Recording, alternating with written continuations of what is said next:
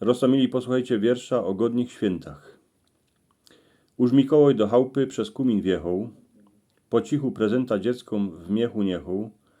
Ty, co były przeciwne, łożkrabiny dostały, a diobły ich pożyci rózgami śmigały.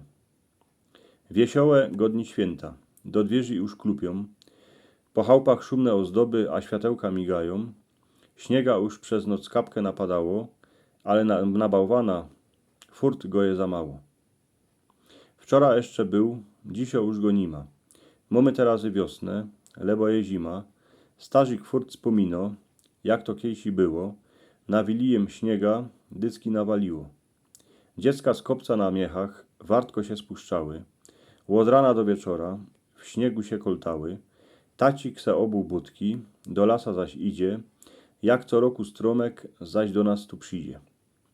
Trzeba go pięknie przystroić szumnymi bombkami, aniołami, łańcuchem, a i bombonami. W czas rano dziecka na roraty chodzą z lampionami, rzekają, co by aniołek przyszł z prezentami. We Wilijem w czas rano wszecy postowali. Mama są w kuchyni, a tacik w masztali. Wszecy coś i robią, ważą, a schraniają. Żaden się nie wadzi, raczej się mijają. Bo przeca jako dzisio, taki cały rok. Tuż dowejmy pozór na każdy nasz krok. Wieczór, jak pierwsza gwiazdka na niebie zamigo, to wszyscy już wiedzą, Wilia się zbliżo. Tacik z mamą rzekają, starzyk skłodo ręce, z Biblii czyto o Jezusie, Maryi, stajence, po Wilii opatkiem się wszyscy łomiemy, szczęścio, zdrowio każdemu z serca winszujemy.